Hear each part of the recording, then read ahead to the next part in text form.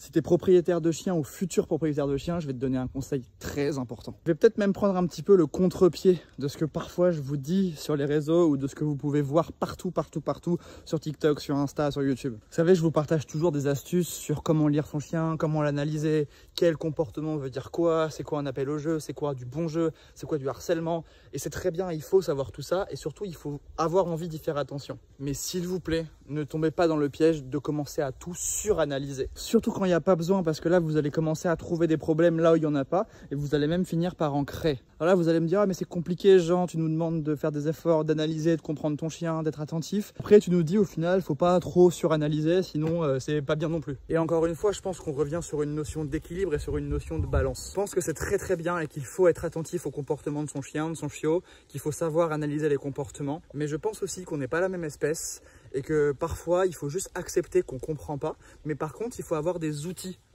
petite branche, par contre il faut avoir des outils pour savoir comment réagir en fonction de ses comportements. Je te donne un exemple concret parce que je viens de finir un bilan avec un super couple qui a un super chien et qui se pose beaucoup de questions. Et ça, c'est bien de se poser des questions. Le problème, c'est que parfois, les réponses qu'on va leur donner, ça va presque plus les paniquer qu'autre chose, ça va plus les perdre qu'autre chose. Ils vont se poser 100 000 questions alors que parfois, la réponse, elle est un peu plus simple. Là, ici, ce couple, il va se reconnaître. Ils ont un cocker anglais et ce cocker, on leur a dit qu'il était boulimique, qu'elle faisait de la boulimie. La boulimie, c'est un mot fort quand même. C'est un diagnostic qui doit être posé par un veto comportementaliste déjà.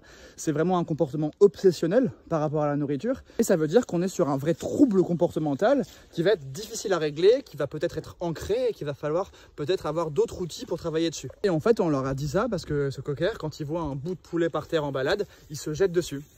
Ouais, bah comme 90% des chiens en fait. Et on ne les diagnostique pas boulimiques. Par contre, on met en place des outils, des stratégies d'autocontrôle, de renoncement, de refus d'appât pour pouvoir gérer ça, pour pouvoir avoir une bonne gestion de ce genre de problème. Parce que si tu pars du principe que ton chien il est boulimique, tu vas te dire bah c'est comme ça, c'est tout, j'ai une vie de merde, mon chien il bouffe tout ce qu'il y a par terre. Alors que si tu te dis bah non, c'est un chiot de 8 mois qui découvre la vie, qui est un peu à fond sur la nourriture et je vais faire des exercices de refus d'appât, de renoncement, je vais travailler sur les autocontrôles en présence de nourriture et ça va aller. Et ben là tu es dans une meilleure logique. Et c'est ça que je veux dire quand je dis attention de ne pas suranalyser. Oui, il y a des comportements, il faut y prêter attention, mais allez pas mettre des mots scientifiques, des problèmes comportementaux à tout va, alors qu'en fait ce sont des chiens, ils vont produire des comportements de chiens et nous en tant qu'humains on doit avoir les outils pour les gérer. Donc en fait avant de dire que ce chien il est boulimique, parce que je dis pas que c'est pas le cas, hein, mais avant de faire ça on va déjà s'assurer qu'il a pas faim. Donc on va voir est-ce que la ration de nourriture est respectée. On va voir s'il prend assez son temps pour manger, parce que s'il éclate sa gamelle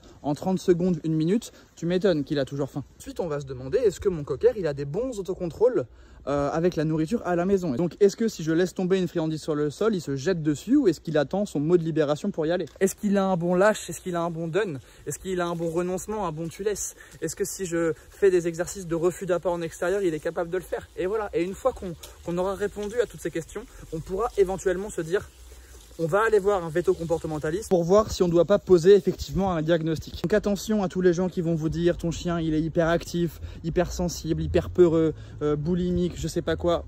Peut-être, mais vous avez quand même beaucoup plus de chances que ce soit pas le cas et il faut juste parfois prendre un petit peu de recul et se dire en fait mon chien il produit des comportements de chien. Est-ce que ces comportements rentrent dans un cadre normal de comportement? Est-ce qu'ils sont excessifs, trop excessifs? Est-ce qu'ils sont normaux? Surtout, encore une fois, est-ce que j'ai les outils nécessaires pour travailler sur ces comportements s'ils me posent problème? À très vite pour une prochaine vidéo.